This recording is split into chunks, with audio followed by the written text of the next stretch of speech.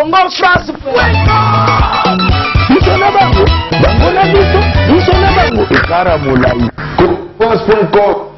site ya solo masolo ya danse, masolo ya kitoko.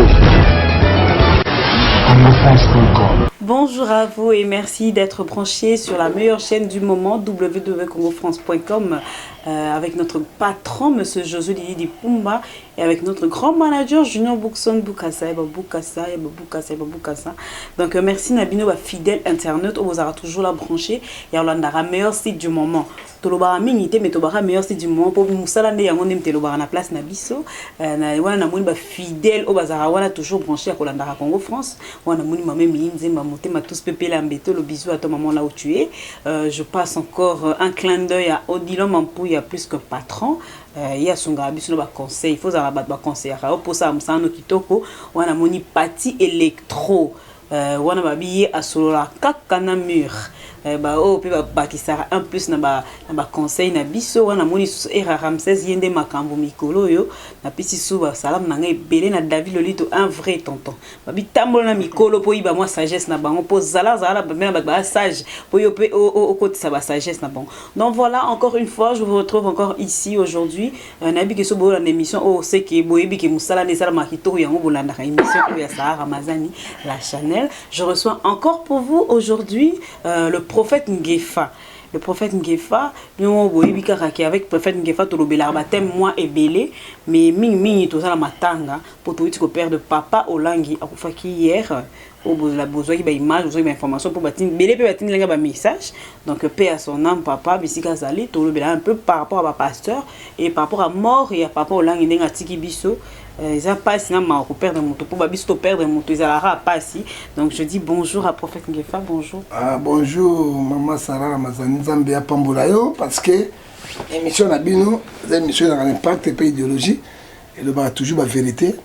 Tous allez ba congolais, tous allez ba africains, ceux qui les cambezali et qui toloba parce que ba imbo ka bazana biso longote ba yebati ba ko ba nzela me dire et puis Zambia Pambolayo na okelo mo lo bia et puis c'est bien quand tu n'ingani alors bi tonton maël à sage cause a même bato sage konga kama mingi na bata maël na bata sagesse pour ba na solo quand na kata bato ya sagesse okuma bwanya solo quand na kata bato ya pelengendu okoza pe pelengendu ah Zambia Pambola.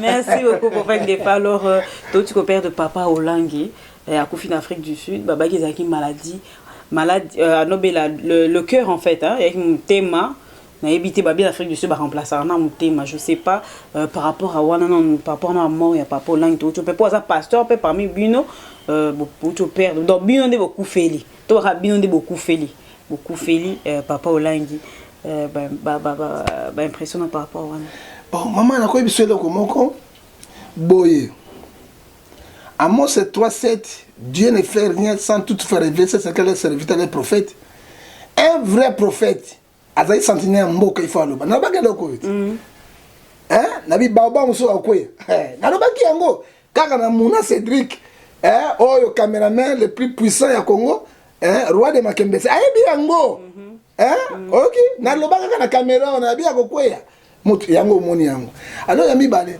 maman Nzambe a protégeaka oyaye il faut dire la vérité c'est que le bomalelo biso to zangi vérité to zangi bosolo papa Olangi akufi eza matanga ya Congo mobimba pe eza matanga ya Afrique mobimba pe eza matanga pe bandeko nyonso baza na Europe parce que eza pe grand baobab parmi les baobab on a toko bunga yango te parce que tokota makamanga bozo to eba nani azaki papa Olangi azalaki nani toko eba katila alors omoni basali ya Nzambe akala o batambola na bosolo Nzambe azali ko batela bango ba 800 ans, 900 ans. Sauf Moïse. Tango sali mbeba. Au lieu de sa gloire dans Zambé, à Bangi Bato, Zambé il monte à 120 ans. Mais mine de les moussou 100 ans bazali, 110 ans, 105 ans, bah Europe, bah les problèmes à cœur, ils ont au mot, ils sont très grands. Non, cœur va remplacer Kayango. Si Kangai n'a exprimé et là on a sonné sa bateau vérité. Les médecins soignent, c'est lui qui guérit, c'est Jésus. Le plus grand médecin ou les qui est sous Azate. Tala nzote vandi ya bombirin, re simi nzote mumamoto. Nzote vandi bomotema, et simbi biloko nyonso, estoma na kati. tozolia biloko ezosala mosala mais moto azotala yango te les plus grands médecins ozomona alors na Afrique du Sud premier pays du monde où il gravaki cœur balongoli cœur ya moto mususu batie na moto mususu abiki c'est l'Afrique du Sud na Cape Town donc mokili moko eleki Afrique du Sud na biloko wana ezate deuxième ezali Suisse na Genève alors Papa Lang ayaki na pasi na motema na kati ya Genève na kati ya Afrique du Sud liwa ekozwaye na après salle d'opération. Moi je vais expliquer aux gens ceci. La vérité reste toujours la vérité. Bateau, akufi na poison, oh akufi boye, abela kilong bali. Non. Il faut. Ils allaient faut il souffrait de cœur. Et puis na cœur. Motu na la tuni boye. Nzambe est incapable. Yakobi que ça n'a pas si monté. Non, avec Dieu rien n'est impossible. Avec Dieu rien n'est possible. Problème est zani. Donc ils ont volonté ensemble. Là on est sonni, yo kana bisaye, ils ont le sanini. Mais volonté ensemble za soki motaluki likambi fazo yango. Toyebi ba Papa Lang. Na maman Lang ne ba sa ministère na mosana bango 40 jours ya jeune mais na médecine et ko sana mabe na motema lokola il faut ba moto obi médecine kolia la seule personne qui a coca 40 jours Jésus-Christ on va prier à 120 jours avec ba jeune wana conséquence nango ezali et puis ezali ka Papa Lang akufi nango te ba to ebele ba kufi na biloko yo to banga Nzambe mais vrai jeune on Nzambe azolo ba yango na kata mokana Esaïe 58, verset 6 à 7, détacher les chaînes du méchant. Ce que mon moninga bolumbu, pesa bilamba ko lata. Ana nzala pesa ye.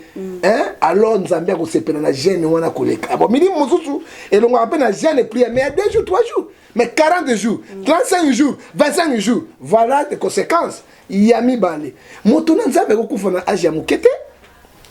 Tu as une volonté en Zambie. Non, il faut dire les choses. La technologie est évoluée. La médecine est évoluée. Makamotu donc est évoluée. Makamotu est évoluée. Monsieur c'est tanga magika ku fakana âge wana papa. Mama ko tanga na âge wana.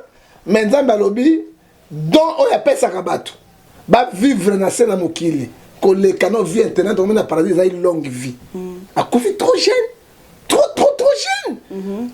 Tous les vieillards, les pasteurs américains, tous les vieillards, les pasteurs, les grands pasteurs nigériens, les coups fanoki pour dire, qui c'est ma simbaka, les comptes à loge. Et loge, t'as un peu de succès, écoli à yo, Sarah, écoli à yo. Et là, Dieu courage le main. Parce que au coup final, on s'embête, au Kozonga, na loge, on a salé la bango. Na l'obité que Papa Lang a couffé na-bas, na babilo qu'on a mais été à bisso. Nécessairement, les ouans est allé flou. Attaque un prophète de Dieu et zali grand flou parce que maman Lang azali mbongo te pas que na Afrique du Sud na $250 $250,000 est-ce que souvent mon qui moyen te ba ko longa checker musute mais loko ni ne le kiwana oyo ba mexe ba comprendre yango te tala ba monde spirituel c'est bien organisé mais motaye bimbi wana normal c'est Dieu seul on ne doit pas donner le commentaire parce que motakufi akufi mais biso totikali était à biso voilà donc par rapport à la rumeur ébélée le bema que akufi à poison donc c'est faux apparemment akufi par rapport il y a problème il y a cœur mais tolobara toujours au côté no pe hôpital au côté maladie mort pour tout ça baga te ga pasteur a kokufara te ce qui ndeni na kokufara ma âge monté à côté hôpital bien sûr mais tam soupe nzambe a sepele kaka zo moli moné aki kopema pasteur qu'est-ce qu'il a fait de mal parce que liwe za pona moto yoso liwa ezali pona moto nyonso na kopesa exemple to na le vieux tomate oui âge ni vieux tomate on simaro oui papa umeli papa umeli papa loba na télé ko ngama mona loba ke dans la bilomi bala sala te ka ko imba bêtise na ko simba kisi dans papa lutumba lelo dans âge azana ngo c'est un vieux un monument pourquoi aboyi ba regne wana ezali na ngongo bana siko papa to loba siko bato ba simba kisi te bakuba ba zape wa kufa avant siko te bato ba simba kisi te nzambe a protéger bango mingi mais liwa etanga mutango na jour na ye mais kolinga kate sara na bi matin mutango kufa na 41 ans est-ce que c'est normal 41 ans c'est normal mutango kufa na 50 ans pourquoi pas même 90 ans pourquoi pas même 100 ans parce que ba jeune ba kufa na ba âge ba non ezali biloko na bango posa ya kozwa ba obi lelo mokili et même na formation makasi et côté na illuminati to kay susu na ba ebimi ya formation et quand tu biso tango toki na mobutu ezali kaka science occulte ezali nango tobanga ngwana ni Rose Croix o ba pepe kala ba kufa yango maikari ba pepe kala ba kufa ba na maikari esuka ki wana lelo ba science est développé bato ba code même ba sali na Nzambe mais ba so kufa hein ba code na biloko wana tango ba code na biloko wana bokozana vie molaité na tango na koloba na kubanga Nzambe motaki kokufa solo ezali ba position ba pola ngi ba kufa sikate ils ont des choses cachées eza wana et ko se révéler mais ba poison te akufa ki na maladie ya cœur yango na tuni motuna to sambela 100 jours de pas mamolante to sambela 40 92 ba jeune na makambo nyonso est-ce que Dieu il est capable ya kobikisa ye na maladie wana mais soni kafuta na poison il est là soni kafuta na poison mais il vit. Est-ce qu'il est incapable ya solo parce que mon continent milimo non makambe bomba miwana bomba miwana donc bomba miwana pasteur to tout le beso par rapport pour tout chose au perdre Moussa Nzambe kala tete to taille pour perdre papa le moloto c'est beaucoup battu hein to ba akeye en tout cas ba te bene ba loba akeye ninga kufa ki akena pena lola na éviter ce terme no soyo quand de gabi ba yi akena pena lola mais lola pesa na noté parce que ce qui va akeye lola bazokosa à cause na lieu de repos parce que nano Jésus Christ aye ko kamata église na yete pendant enlèvement église personne n'est au ciel soko totangi yango na kati na mokanda na Jean 3:17 kaka Yesu ye moko nde azana lola il faut aya kozwa moto nyonso azokufa na bonzambe soki okufi to na maladi songo nzambe andimi yango molimo na yo ekokende okoza enlever te ekova na lieu de repos pona kozela na lieu de repos kozela enlèvement église okende na Yesu elongo pona kovana na 1000 ans de règne comme roi mais so bien kina lola mona noté sauf Jésus Christ moko azali azana lieu de repos. Donc papa le monde qui a lieu de repos pour abondir à lutter pour mingi pour la mboka pour la Congo c'est vrai voilà pour la Congo babi aboya ki ma belé yango esala yeke Nzambe ka zo imoli yende ndenga zana de Nzamba pena zo molimo na amone pas 7 fois poison allez moloto akufina poison 7 fois poison anyoko mingi alors Nzambe atika rebite et kela munanga ikonyoko mbote tika no pema asali musana il a fait son travail moto kitisa moto ya etumba misala ya mabe ya satana na mboka Congo akufeli yango c'est un pionnier un baoba oya akufeli mboka un patriote apparemment c'est le seul obino bondi marapena que abunda pena ninga bosolo ale molato abunda ki bosolo penza bosolo ye wana oya le corruption te ali kolia mbongo ya pouvoir te ali kolia mbongo ya makilate c'est le moloto après John Gefa babimi nous luttons pour la République pour la Banamboka. Alors John Gefa pour John Gefa le landimi peut-être que donc pour l'instant John Gefa a dans la carte makambo na tito éviter celui un jour. Donc voilà dans le cas le prophète John Gefa bi en tout cas côté on a zaté tolen disait que chaque jour ta total la carte etambo ina e bisika za tam souper un jour pe ba omeka ba meka na joité ba meka mikolo so doit succès les longs monde baby il faut pas que so kota ba passer ba kota bi kota na zo bomba ngo na zo c'est nos vérité sur le cas el campé motuye yango to remarquer ba pasteur rebellé ming ba ko fa na ba poison orara ba pasteur mususu kisi délai nango kokaki akufi poison parce que poison ba pasteur ezo komela bango eza par rapport ta mususu bazo balinga ba initier bango bazo boya ta mususu balinga bunda pona elo mo bazo boya yango bazo tshela bango poison parce que pasteur en tant que pasteur okomona poison liboso na oteta ngo ezoya bon maman na ko biso eloko moko Nzambe motu obtini mala Nzambe zo lokumu aza motu ya vérité et motu ya peuple omoni le plus grand protecteur c'est Dieu. Parce que tant que na libumu ya mama na yete ko bota Nzambe motabatela ka tango yo ya biobimi akopesa yo mission lelo tunanga likambo ya poison pardon de pas nani mais tout zonga na ma commune Nzambe Luc IBC biso 10 verset 19 robin boko yanta ba poison ba koto ekosuwa binote et to kay sous na 4 na mokana na Marc chapitre o epesi biso 16 17 à 18 les miracles accompagneront ceux qui auront cru à mon nom. Ils prendront les choses brivades, qui sont des poisons, et que ça la bango est fêté. Pourquoi poison et zozoua bango? poison ezozwa bango parce que babungi nzela ya nzambe bakoti na bikota basimbi bakisi là Dieu n'est plus là, il ne peut pas te protéger yango tango bazwi biloko wana alors tango Satan na ye amekona poison alors koti yo et puis tango pèse koti na bakisi odu ba succès oyoka bakufa biwani bani accident soki accident te mort subite soki mort subite te poison ezali bacontrat na bango tango basali yango allez Satan il récupérer bango bakei ko salela ba mosusu o bazo continuer yango parce que un vrai homme de Dieu o ya vai na Nzambe atopé ce poison 50 fois et ko simba été parce que Nzambe azana ye pour la kobikisa ye Jérémie chapitre 1 verset 19 bi ils te feront la guerre ba ko kayote Nzambe akozala wana pona ko sauver pe ko délivrer yo et ce que moni biloko za ba reine na bango ekomi na suka il faut ba kende ko salela bango et puis ba kei na lieu de reporter bakei baumbu parce que date na yo so okufa na 80 ans ou bien 90 ans okufi na 75 ans okosala 25 ans comme esclave hein okomona mutu wana kuta maso na moni mutu na poto boy ndokula ye na kindeki na bakongo na moni mo ezako yenga na misala makasi ti mukolo na jour na yo Nzambe ba le koki ale Nzambe kotina na Jésus Apollo ange de mort aye ko kamata place yo za esclavage ako pe msuna lieu de repos pour la cause la enlèvement ceux qui peuvent enlever pour cause la jugement suka pour la mémoire na moto na gain était yanga na yo tala si mazonga moto. Merci beaucoup prophète Geva pour nous éclaircir sur ce point. Alors tozongi sous par rapport à papa Olangi vision siko vision pena église ezarana papa to maman. Bon merci mingi bato bazoye bango te na za moto femme cité mais na yebi yango mokolo vision c'est maman Olangi.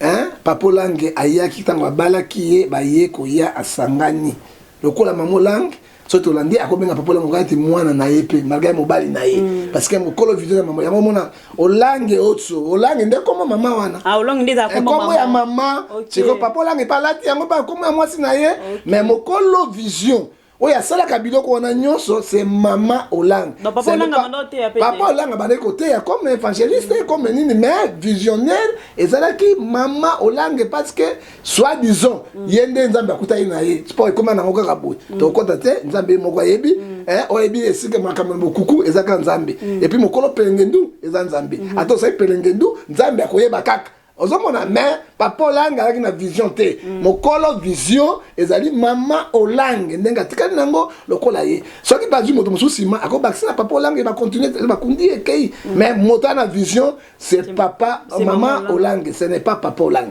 Donc c'est que papa pas avec moi force ya maman alors azako soutenir maman na musala neti ngai ngaza visionnaire ajive mais mon temps d'aller interprète dans maman dans la terre en français expliquer lingala en français avec soutenir mon salaire en Nzambe mais mon corps vision za maman mon corps vision c'est moi hein et ça été alors papa Olangi mais azaki na influence vendate parce que moto azaki c'est maman il y a Zembela qui c'est ma maman hein et ça le coup la président de la République c'est Kabila le président de la République maman Olive ndé azali moi aussi président mais maman Olive a influence mon colo est en mboka ezali ni le président Kabila mais maman Olive a ni premier concert na ye mais maman Olive a ko ba décision mboka te sans président c'est comme ça. C'est que en tant que pasteur, en tant que prophète, en tant que barrière bien de bossa la c'est que na habité bien entre ba pasteur bossa appel à moi ba divergence moi mouké ya maman msala nzama on a habité sur beaucoup s'organiser ndenge par rapport ya matanga ya papa na habité. Bon nécessairement na deux églises de réveil où ils ont ma personnalité juridique reconnaît forcément l'état NRC ou même qui RC même na Kakenza. Na oyo mema ipe na NRC de Niles le quoi de Sazate ezaka na évêque et Yandre de grâce mais na kati wana tozalaka na plateforme oyo ekambaka biso bringa au conseil supérieur de l'église de réveil les loyo ki diamina moto azomema yango ezaki pa ngalas alongo comme pas examine est-ce que vous comprenez que quelqu'un va pasteur yango soki moi ça kufite mobala kufi soki moi si mobala kufite il y a un flou comment le peuple va comprendre il y a un flou. Moi si parce que moi si maman na maman mobali bayebani so bana lolo jimoko bayebani okomona kaka docteur eti moi si papa te moi si akufi ya tikali oh maman te mobali akufi yozo mona ndenge mayele yango ezo salema te c'est flou Hein papa, hein? Le quoi la bango baza kuna te baza quoi ba indépendant. Baza le dengue la bango to ebi dessus ko zakat nango te. Ah non, église à moment là ils ont indépendant dans l'église de réveil. Ah oui. Femme si na bango, femme si na bango on est dans l'église de réveil. Hein? Parce que mon bec on a bango prière à 120 jours. Prière à 500 jours. Biso to exclu bango baza kuna te. Hein? Alors comment on a plus pasteur vous en contre ngo. Mais jeune est-ce que jeune mon 40 jours au moins on t'a ça ka yesu moko. Bato bakufi kuna basili. Donc bobo era ba makamna bonde ba après makamuna bango mama bota bato yo so bandoki mais soki bato ba bandoki ro yesu akini. Combien c'est bandoki? Hein? Soki bato mabe baza yesu akini ro na bango. Yesu akini na bimela mibi. Na mibi basi andumba bango mi ba il faut mi be bon habiter mi beko et personne et quand on voit la Bible c'est que la Bible dit, dans Romains 3, verset 10, personne n'est juste devant Dieu. Ouais. Nous cherchons à faire la performance. Mais bango, saint. Alors que c'est un zate. C'est un zate. Mais ce qu'on a dit, mouton au fond, ezakaka. Ouais, mon taliboma. Ata bo traiter ce qui dit bon mais si les grimaces zanga. Moi je vends comme on a bon yete na ka nemu zanga kate.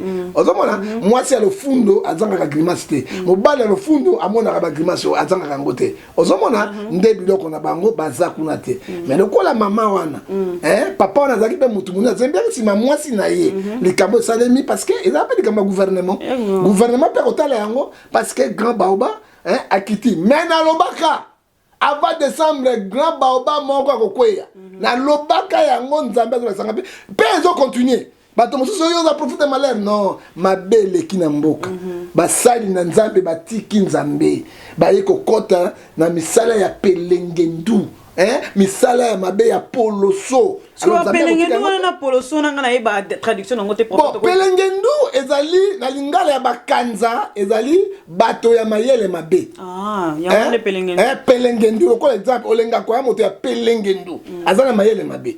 Moto ko amende azana pelengendu azana mayele mabe. Ozoma ba pasteur ba koti na pelengendu na mayele mabe. Alors nzambe atindi bango afunga nzela diwa. Boka moyengo te pourquoi bozoka moi? Maman qui a donné 250 000 $.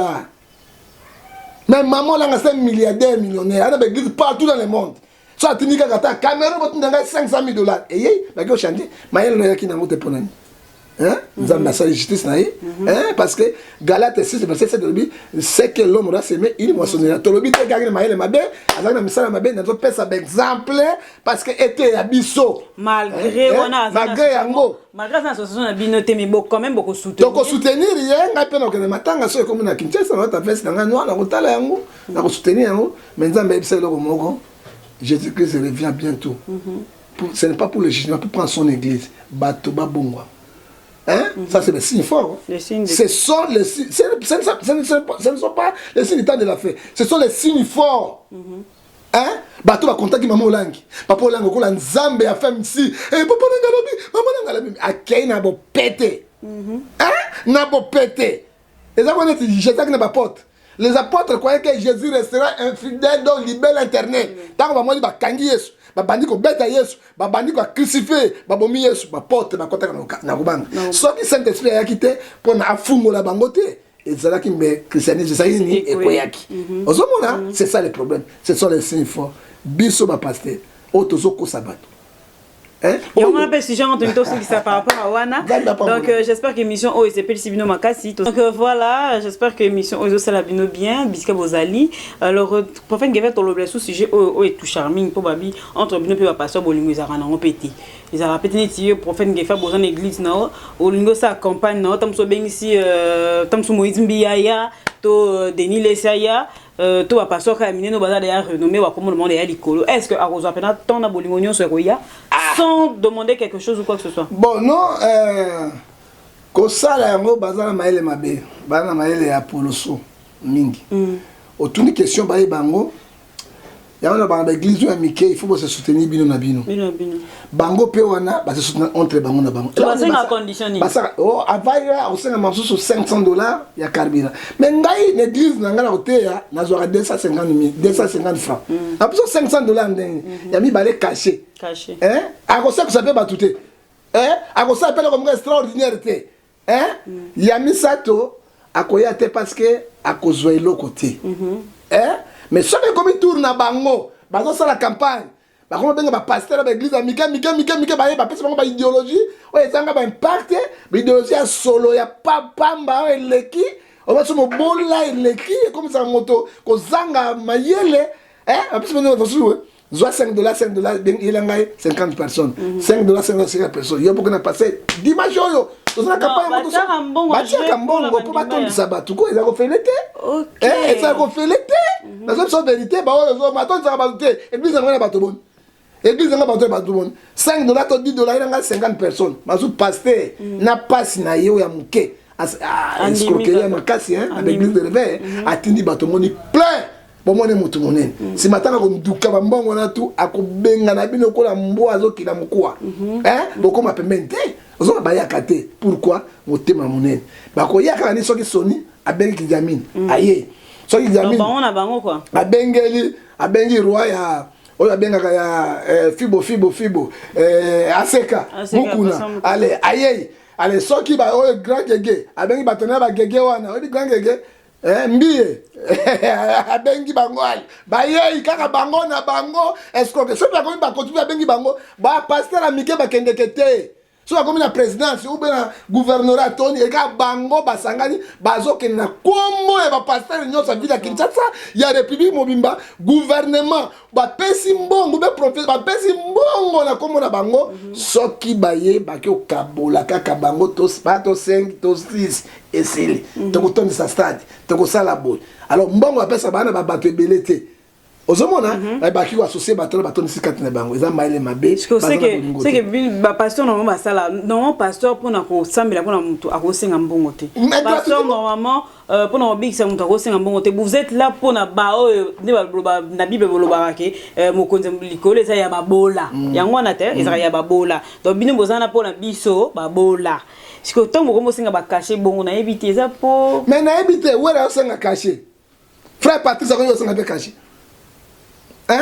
Denis Ngonde osenga cacher Fabrigas osenga cacher mais c'est la confusion totale c'est la confusion est grave tozo télé la bato moki na bozo confirmer kama le grand on parle au la télévision na mo pas constater on parle la vérité allo barake studio bino bo kota biso beto kota on va studio bo beta biso beto ba beta cacher bango na zo cacher mais c'est vrai senga cacher confio no mi de constater o komona ngo soni na mao bon ils a pas cité difficulté te ça la bongo passo ezali moté balingi bon vie bazoa Jésus lui-même ayaki pona otena babola koluka bo continent Nzambe mais oya lelo to komi na yango croyez-moi mbiye akobeta musique na Canada tonini betonzini ba accorder ayi na Suisse pour la monta kota na concert na ye a 35 euros na moto moko 35 euros na dollars na combien à peu près $40 $40 na Congo ils en a combien ebele on va tomber un volet comment escroquer les gens et bah ta pote robabi pas question on a pensé embargo pasteur moko à côté na poto baboy pe ba passer ba baboy na pesa ngai na pesa embargo na lobaki embargo pasteur moko à côté à te akobeta concert na bango te bayoki ngai mbiya betite mbiya betite pour faire une face à la puissance makati naza mutu ya bato fungula bato miso bakosa bango te pour faire une ndenge ozobaka ba vérité ndenge ozoloba bozo tikela bato otia ba ultimatum yo po banga te qu'un jour pe poisson batiela yo nzambe azobatela ngai soki nzambe te nakoza na vite naza ennemi na bato ba invitara pe bisika ba invitara ngai na kendeke pe soutien na kendeke te na koma ennemi ekenge lokola nyoka ok autant moi pe na soldat autant moi pe na garde te garde nga nzambe na petit na confiance wazo mona papa soki abominga akolala te soki ngaki na toilette bamona nga fungole miso alala akolala te ok akolala pongi te ok akolala te alinga sukola bakolima mutakala nazolo bango azoka te peta confiance azoka te soki akoti kope abomanga akolala pongi te soki alinga sukola bakolima mutakala bon problème te mais ye akolala pongi te akozwa abengaka mpena bo abengaka nini ebotu oka bibotu ya nzambe abengaka biponda nzambe akobeta bipondo ya pupupu akolala te po ete ya bato mosusu tolongola te merci beaucoup pour faire que va contana pour faire que va tomboki soki ameki mpo nayebi na ennemi ya bato ye soki na mokili nabaki vérité bato balingaki ete confiance nanga na nzambe na peti na otambola na ye ala so asali trahison nzambe apesa tout mona Et tout. oki akotika ite ozomona bakokosa ye 50 000 bakokosa ye 20 000 peut-être na mutuka te zwa mutuka osala boye mais soki ya na motema nzambe te je crois pas ndenge na prépare ye ayebi ngai akolala pongi te akolala pongi te mpe oyo akoti kope nango akolala te miso gate bosuka pasi mawa eponda ya nzambe eza likolo na yo. Merci beaucoup Papa Ngela tosusalila oyo soki opesa baconseil na bapasteur nyonso oyo bazokota baloge mpona kotondisa église oyo bazolanda biso na minute ezala na Kinshasa ezala na poto conseil nini okopesa bango parce que oyi mama moko ayebisinga na poto abenga na buta abi papa prophète lobe ya likambo ekomi soki olingi otala prophète obe pasteur okofuta 200 € na carte bancaire na ye okotisi boye ekoti epani okutana na ye est ce que ezalaka 200 € eza na combien quelle escroquerie parce que bango bazwi bakisi ya kotala bazwi bakisi oyo ya bafranmason bazwi bakisi oyo baillimiti bazwi bakisi oyo banganga ya bikudi bazwi tala yo moko mpena moto avanda bete bekpu moseleketa bimi bu nyoka abimisa bekpu mpese abimisa bempuku avanza bien nazokani bopasi omona bwe ngolo na basende nango azobima kekekekeke ata vous-même ata yesu yango namona makambo ya boye te mais les gens sont là et puis so ase biloko ndenge wana yoka facture balingai babomoi libumu nyonso epoli tout ofuta autant ils seront jugés oyebi eloko esali na papa olange tolobi te moto amosa kufeza ye ete ya biso tozonga na nzela papa olange ne manquait bien ka poto ba ete ya biso yo mo pe mission mais na mission na kati na pasteur na prophète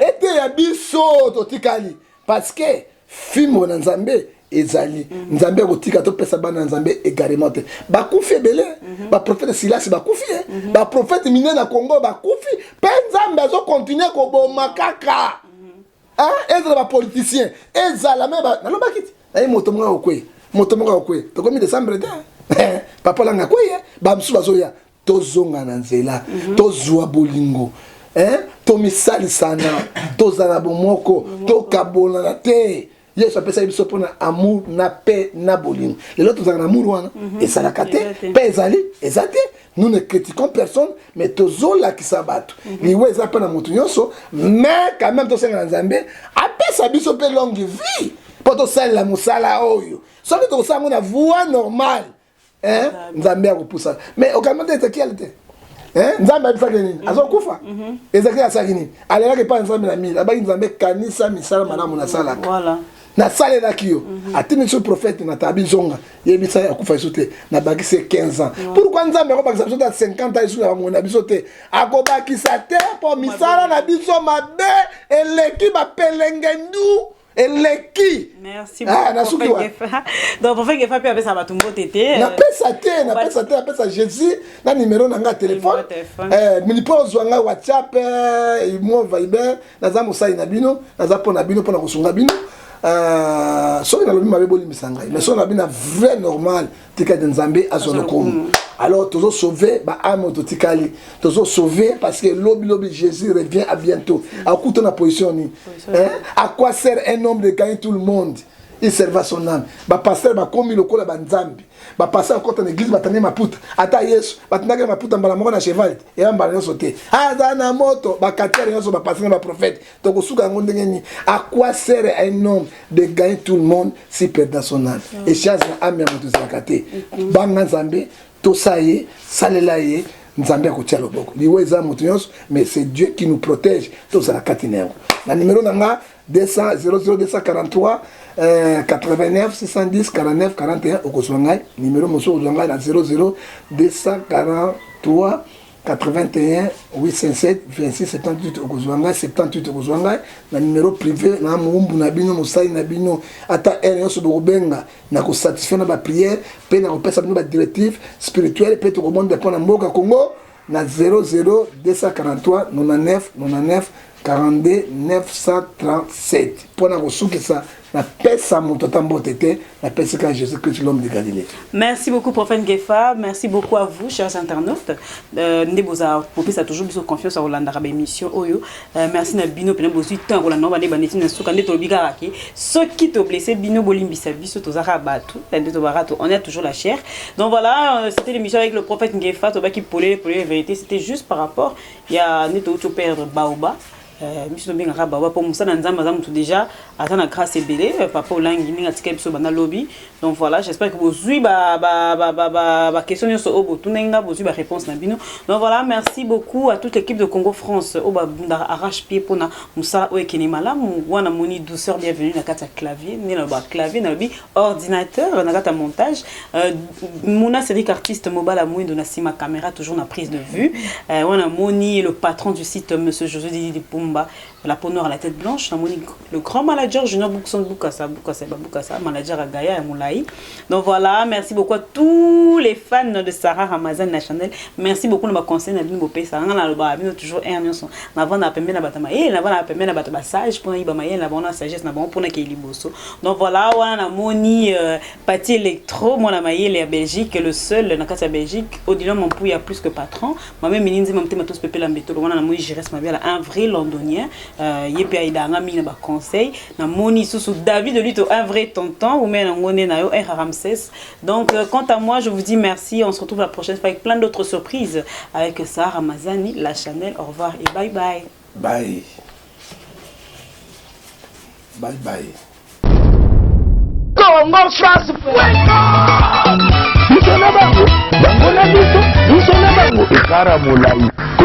France.com site ya solo masolo ya danzo masolo ya kitoko.